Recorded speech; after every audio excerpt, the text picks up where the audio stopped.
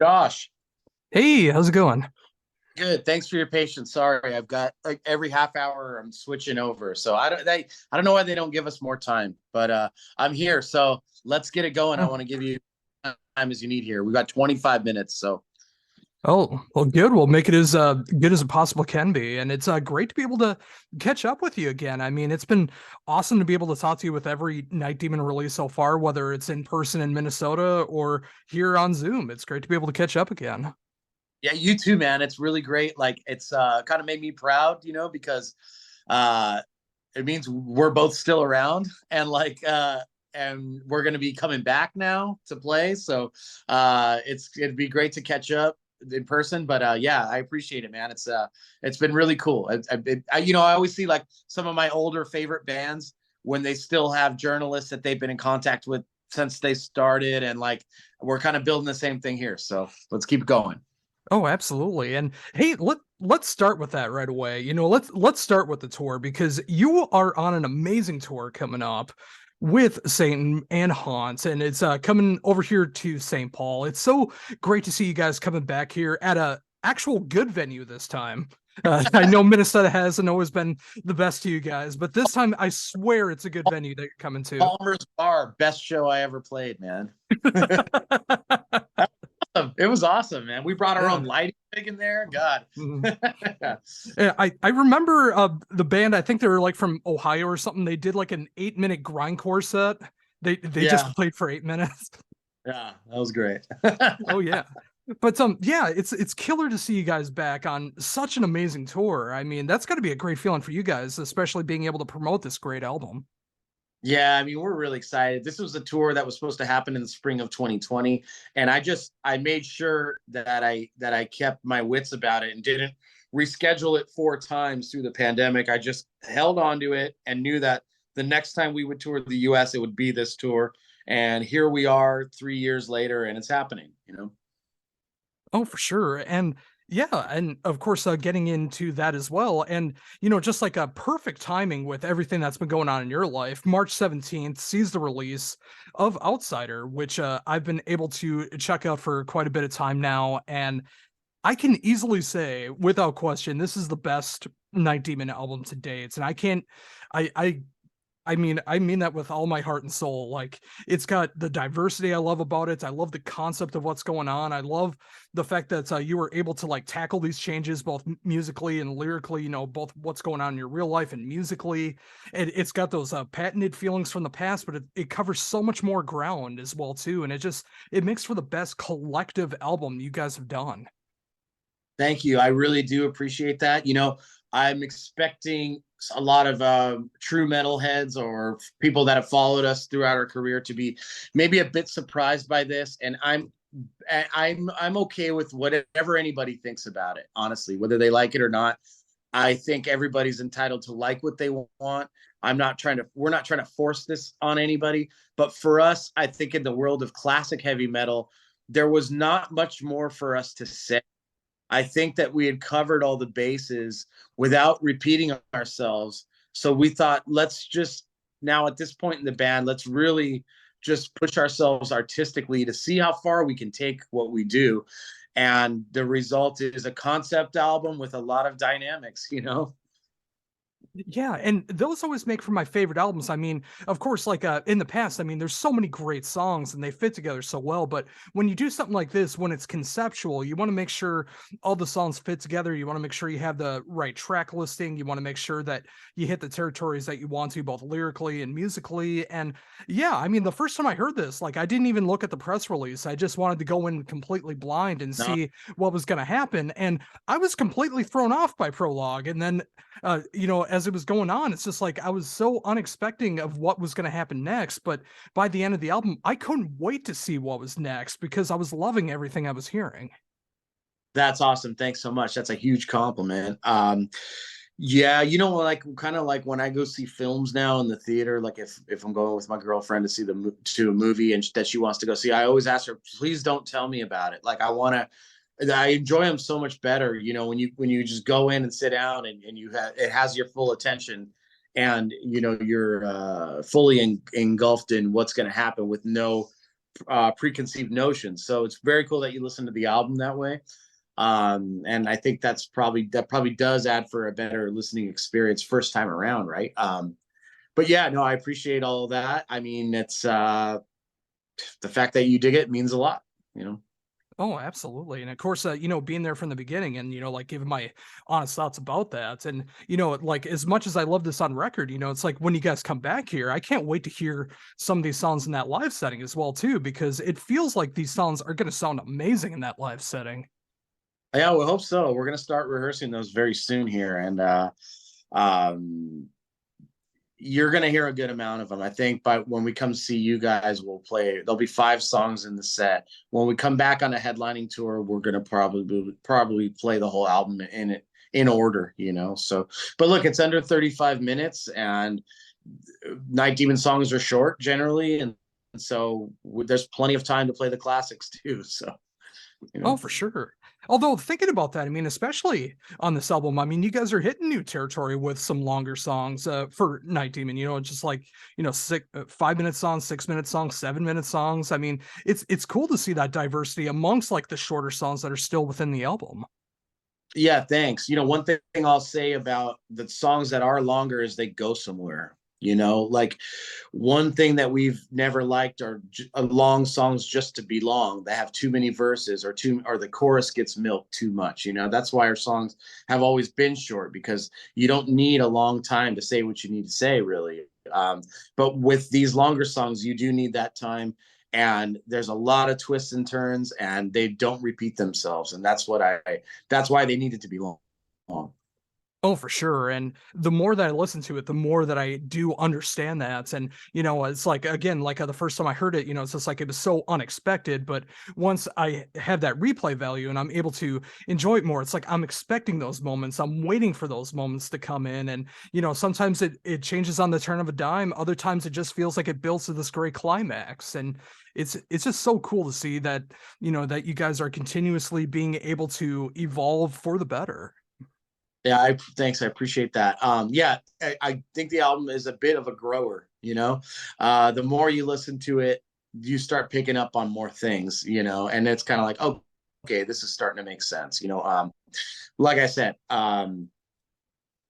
if there's a bit of a shock and awe from people that know who we are, that's to be expected, and I'm okay with that. Oh, for sure. So, you know, thinking about this as well too. I mean, obviously with the concept of what's going on and the lyrical themes of what's going on, I mean, obviously there's been some huge changes for you over the last few years. I mean, like now here in 2023, like how are you handling everything right now, being able to like settle down? I mean, I don't feel like I'm settling down. I feel like I settled down during the pandemic, you know? Like now I have to go out and tour again, you know? Like we've started touring again last year, you know, and like it it was hard to be honest. Like I got used to being settled down. Like I enjoyed the pandemic a lot, you know. Obviously there was things I didn't like about it, but it gave us a chance to take time to write a very well thought out record here and I'm really proud of that. And it was, you know, the world slowed down a lot, and that really helped my brain. And now things are going 1,000 miles per hour again. So, you know, but whatever. Look, we're on this earth for a short amount of time, so let's get it done. You know, like let's get out there and do some stuff. You know. Oh, for sure. And you know, I think so many people have learned that from the pandemic. Like if you feel like you're stuck in a rut, if you feel like you need some kind of change, you got to be able to try to make that before you feel like you can't do it ever again. And the fact that you've been able to make some changes in your life and get Night Demon rolling again and be able to put out such a great album coming up on March 17th and then being able to tour with such a great band like Satan and of course a great band appears like Haunt. I mean, it's just going to be such a well-rounded package, and the fact that you mentioned that there's going to be a headlining tour as well too. I just hearing about that now. That's got me very excited to hear about that. That probably won't come until next year, but we've talked about some potential co-headlining stuff too with some other bands. I've got this vision to put together the ultimate like package of bands on our level and from our generation, you know. And I really hope that that happens. But I want to do a full world tour with that, you know. So that's another topic. But we'll cross that bridge when it comes. Oh, for sure. But you know what? Until then, I mean, there's so many great things to talk about this album. And of course, you know, one thing that I've always loved about you guys, I mean, of course, audibly, everything is so great, but, you know, visually, I love what's going on with this. I mean, the album cover is so striking. It hits so good. The music videos that you guys have put out so far, I love watching them and they fit so well with the songs. And it's great to see that those visual concepts are still going strong. Yeah, thank you. You know, half of the battle in metal is visuals. You know, it's good artwork. It's got to. There's been tons of bands that have had great music and bad artwork, and they don't get the attention they deserve. You know, but the good artwork is you got to have that. And you got to have the visuals. You know, it goes along with the stories that we tell in these songs. You know. So, you know, thinking about that as well too, I mean, wanting to get a little bit deeper into like the concept, like, did you know that you wanted to go into a conceptual album this time around? Yeah, for sure. I mean, even Curse of the Damned and Darkness Remains both started out as concept albums, you know. But at some point during the writing of those records, they veered off the tracks. So not all of, but there are a handful of songs on each of those records that deals with a theme and a concept, but and a storyline. But this time around, yeah, it was completely intentional, and it was gone through with a fine tooth comb very meticulously for over 2 years, and it was every detail about this album was scrutinized to tell a story, you know. So So, thinking about that, was there like any particular examples that took a while to be able to get it right, or did it just take a long time for the songwriting, or how did that come about? well, really just fitting the mood of the music to the storyline, and you know, if something happens in the story, an inciting incident, you have to change musically and do that. And when you hear those the dramatic changes on the album, that's what's going on.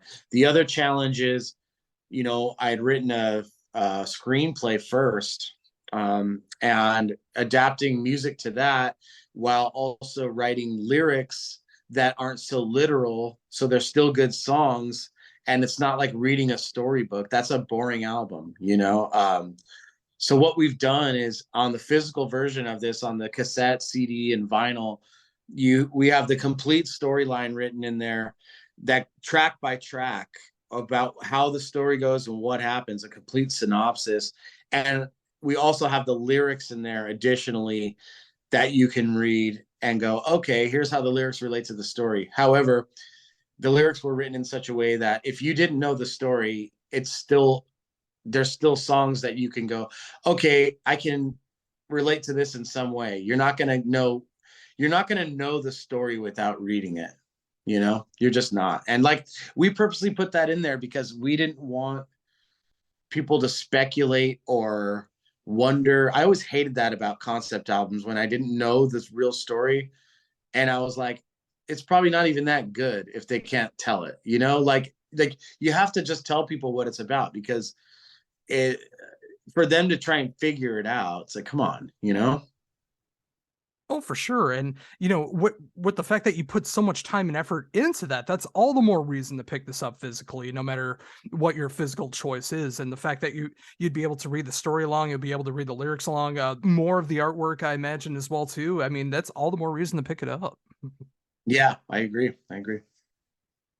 So, you know, again, thinking about that as well too. I mean, of course, the fact that you did like write a whole screenplay on that. I mean, what was that like for you to be able to like sit down and pen the story like that? It's tough. I've done it a few times before. This was my best attempt at it, I think. You know, you get better the more you do it. But it's just hard, you know. Writing a great story is near impossible. Even the greatest stories out there, the greatest screenplays out there, there's holes in them, man. You can Some of my favorite movies, some of the best, the greatest movies of all time. You can find stuff if you really break it down. You know, it's one of the most difficult things to do. But I've just practiced a lot and tried a lot of different methods. At one point, I was making myself write a short story every morning when I woke up, using different formulas or different story structures, you know, and just to practice and go, what's it like to write a proper, there's no real proper way to do it, but there are different formulas, you know, and that got me into some good practice. And but it's, you know, when you're in a band, it's great because you can, when you're writing music, there's always guys that are just as vested in it as you are, and you can bounce the ideas off of them and they're going to care, you know.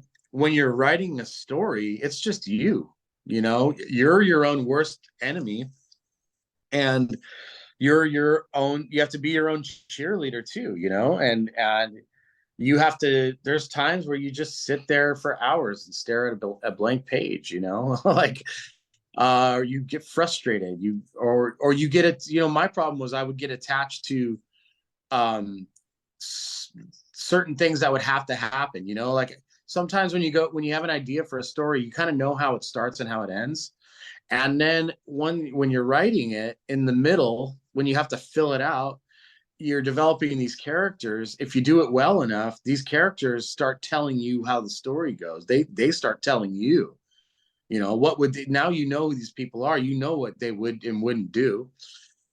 Then when you get to the end, you get to that big payoff that you wanted from the beginning, and you realize that it doesn't make sense anymore, and you have to detach from that and completely throw that idea away.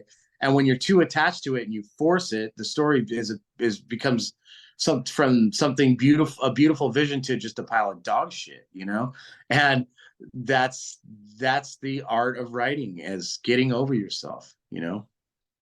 Oh, for sure. So thinking about that, I mean, like, how long did it take you for this time around? Like, how long did it take for you to be able to detach and appreciate the story being told? Man, I months. I mean, the album's been done for a while. I didn't listen to it for a long time after it was done, because I was just, you know, especially when you're writing lyrics and melody lines, vocal melodies. I mean, you're listening to these songs more than anybody in the band. I mean, it's literally 1,000 times probably, to, you know, to this to get this stuff down. And so I put it down for a while. And then the cool thing was, about 6 or 7 weeks ago, I came back to the record and listened to it. And there was some situation going on in my life that I was really focused on at the time, and it was really fresh. And it was all I could think about. And so that when I was listening to the album, I wasn't thinking about the storyline anymore. And the lyrics of the whole record seemed to speak to me as if I wrote them about this other situation that was happening to me. That's how I knew we made a great record. I was like, that is cool. This is the concept and all that shit is for us, and it's for the real fans. But the songs themselves can stand on their own to any casual listener, and it can be relatable to whatever they want it to be, and it's open to their interpretation. And that's how I knew this was that we did something good here. Oh yeah, and I can easily say that for myself when I'm listening to this album. And there's like certain songs that like really hit me like that.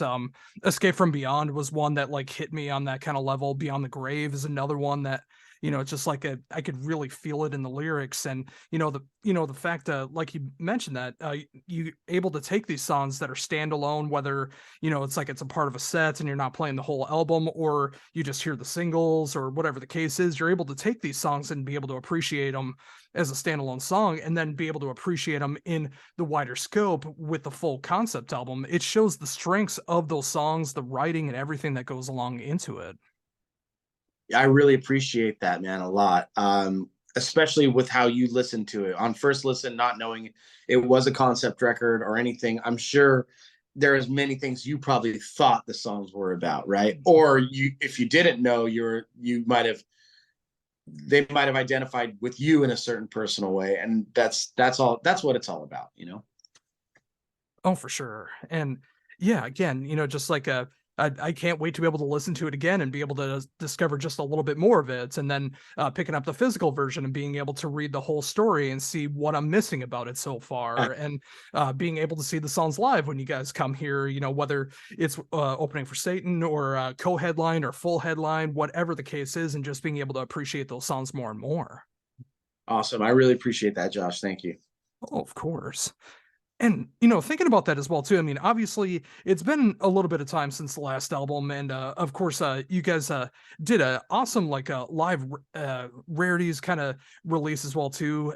It was awesome to see that. The fact that you got to do a song with Uli John Roth, I think that's incredible. I got to talk to him like several years ago on his tour bus, and that was like one of my favorite interviews I've ever done. And getting to see you guys play in trance with him, that's so cool. Yeah, it was really something else, man. I'll tell you what. Yeah. Oh, oh, for sure. But yeah, oh yeah. The what I was getting at with all of that is, obviously it's been a bit of time, and of course, it's so important to be able to show you guys off in the right light. So, what was it like being able to work on the videos and the singles for this album, like trying to decide what to show off first? I kind of just left it up to the label at first, which I never do, but I was like, it's a concept record. I don't doing narrative videos would be a disservice because they would be out of order. You wouldn't get the story. So, and narrative videos, people don't even watch them anymore. It's crazy how low the view counts are. What's the point in spending all this money on this big production? People want to just see performance videos, which I always thought were kind of boring, but like that's what people want to see. So we've just done a slew of performance videos, and we've got a few more coming out. So, they came out cool. I like them, and it gets the point across. You see the band rocking out, playing the songs, right? But yeah, I just really thought I thought all the songs were strong. Like for the first time in our career, I really thought they're. I mean, I'm not going to say we have a bunch of sleepers on our records. We don't, but like there was always standout tracks. Oh, this has to be the one. With this one, I just kind of threw my hands in the air and said, yeah, whatever. So, yeah, that's it, man. And hearing you say that, I mean, it's so true. And like to me, I feel like any of these songs could be a good representation of it. But I love the fact, like, at least so far, it's the first couple tracks off the album, to the beginning of the story. And then if you're invested in this, whether you like the songs or you like the story being told, there's going to be the rest of the album for you. And Sure. I love the fact that there's going to be more singles released off of it as well too. I'm very curious to see what those are going to be like. Absolutely. But look, if I was going to tell the story in a narrative videos and spend a bunch of money on it, I'd rather just make the film of the script that I fucking wrote, right? So like that's the ultimate goal, man. So, you know.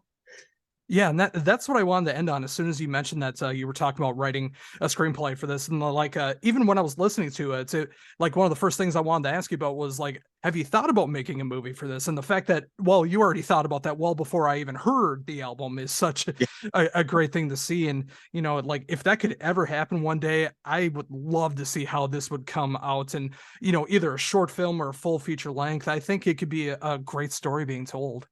Yeah, I would, man. I would really love to. Let's see what happens here.